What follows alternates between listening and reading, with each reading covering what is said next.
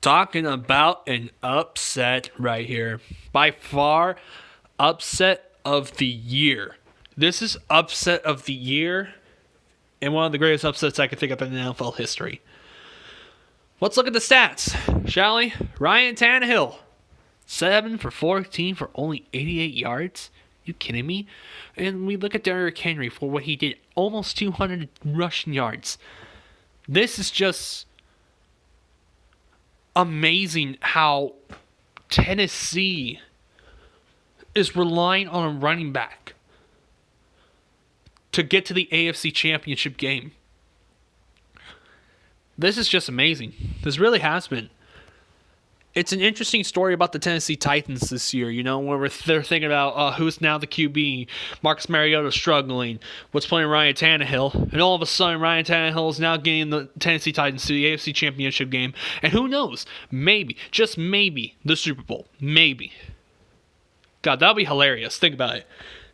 He goes to the Super Bowl and wins a Super Bowl on the stadium and in the area he got drafted in. That would be hilarious. So, and then we have Lamar Jackson, 31 for 59. That's just that is sad. It's 2 INTs, sacked 4 times, 1 touchdown pass, 365 passing yards. He also had 143 rushing yards. And really, not a lot of people, you could say, got open.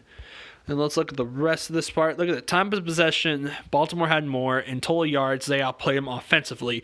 But in the same time, though, they just got really their butts kicked. I mean, in the Lamar Jackson, 2 INTs, and then, the fumble.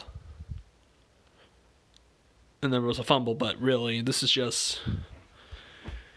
what a shock. So, what does this game tell us? That the Tennessee Titans, I can't believe it, I'm going to say this. And it's weird to say it. The Tennessee Titans at this point are Super Bowl contenders. I mean, let's think about what has happened this season for the Tennessee Titans. Tennessee was having a QB struggle. They didn't know who should be the QB. Marcus Mariota having struggles. And then they bring in Ryan Tannehill, and all of a sudden Ryan Tannehill is making the team look better. Derrick Henry is the NFL leading rusher this year. And he has done a phenomenal job being the running back of the Tennessee Titans. And then we were thinking postseason. For me, I thought they would lose in the first round because I felt like the Patriots were going to come up with some way to explode on them in the second half, but I was so wrong. The Tennessee Titans went to New England and beat the Patriots, and now, they go into Baltimore to stun the NFL. So, right now they're waiting for Houston or in Kansas City. Personally, I think it'll be Kansas City versus now Tennessee. But my goodness, it's just amazing how these Tennessee Titans this year are back in the AFC Championship game since 2002, I believe it has been. That was against the Raiders, and they got killed in there. Then we look at the Ravens. Now it's time to question, is Lamar Jackson one of those QBs that just shows up in the regular season and chokes in the playoffs or not? Because think about this right here. The last year I can understand because you had no experience and the Chargers were 12-4 and had a spectacular defense last year. This year, there's a lot of excuses for the Baltimore Ravens. I mean, there's no excuses for the Baltimore Ravens this year. There's no excuse. One, there was not a big major injury. I mean, Brandon Ingram, I think, got hurt, I believe it was. But these are the Titans. The Titans. Remember these Titans, though. But and you look at what Lamar Jackson did this year. I mean, to me, he's the MVP, but now we need to question, is he a QB that just shows up in the regular season or not? I mean, it shows up in the regular season, but not the playoffs. Because so far, he's like that right now. And this is where we should also question if the Baltimore Ravens need a true wide receiver and maybe sign Antonio Brown. I mean, that could be an option, but still. I mean, they even had, to some people, considered say, oh, they have one of the best secondaries in the league. Really? Well, this may be true. I mean, you get Earl Thomas, you get Marcus Peters. You're just getting all these type of players. Your defense has been outstanding this year, and look what happened. You gave up 28 points to the Tennessee Titans that no one was even talking about. Like, let's be for real. When we were thinking about Tennessee making the playoffs, all the people that said for Tennessee saying, oh, they're going to lose against the Patriots. That's it. But they didn't even explain why they were going to lose to the Patriots or how. Explain why, how. They didn't. We all were like, oh yeah, Tennessee, they're going to lose to the Patriots. But now, look how far they've gotten.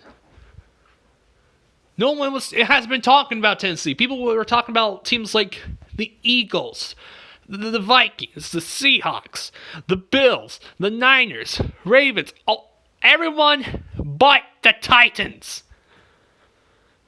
Like, to me, heading to the playoffs, the Titans were the worst team in the playoffs.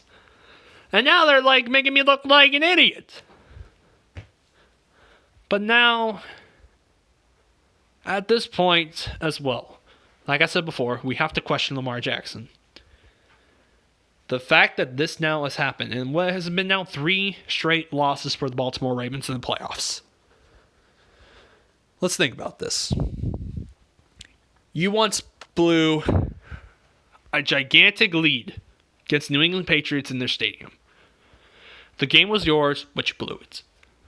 Then, an injured season, 5-11, 8-8, 8-8. What was it last year? 10-6. Losing to the Chargers in the wild card round, and then 14-2, record-breaking year for a quarterback, one of the best running teams, number 1, and their team also made an entire team of running the ball made NFL history. Lamar Jackson breaking Michael Vick's record for most rushing yards for a QB. And then going 14-2, and now look what happened. In the number 1 seed, you lose 28-12. This is by far probably the most disappointing season for any Baltimore Ravens fan. Because to me, you can't ask for a perfect type of season like this of a good team. You had good defensive players, one of the best QBs in the game who could win the MVP, one of the best run teams you became, and also in NFL history. But yet, there'll be no Super Bowl, or even get to the Super Bowl, or host an AFC championship game. I think that's just very, very disappointing for the Baltimore Ravens season to end like this. I mean, and I'm not even a Ravens fan, I'm a Seahawks fan, but my goodness, though, this is just sad. This is actually pretty sad for me to look at, because you just look at the success that these Ravens have had. Now all of a sudden, Lamar Jackson so far hasn't won his first playoff game. Last year, there was lots of excuses last year because he was a rookie. And he was going against a team with so much experience with players with playoff experience. Phil Rivers had better experience than Lamar Jackson. And then when we look at this, Really? Really? You had the number 1 seed home field advantage, and this is what happens. Really, though? This is just a sad season for the Ravens fans. Ray Lewis right now, he's probably disgusted by seeing these Ravens lose like this. if I had to say one of the most disappointing teams in NFL history to not make it to the Super Bowl, it's this team. This is by far one of the biggest disappointments of a team to never get to a Super Bowl. Now, they have one too, and we all know that, but I'm just saying, like, for a team like this good, especially when it comes to one of the best QBs right now in the game who could win the MVP, breaking Michael Vick's record, an entire team beating a rushing record. And Lamar, led the league in touchdowns, QBR, led all QBs in rushing. I mean, when you're leaning 3 categories and lose like this is just sad. By far, like I said, one of the biggest disappointing teams to not win a Super Bowl. And especially when you also had a good enough defense to help you. By far, they're up there with the New England Patriots when the Patriots were trying to make the perfect season. They're by far up in that category. By far. Well, we'll see who Tennessee plays. We will see.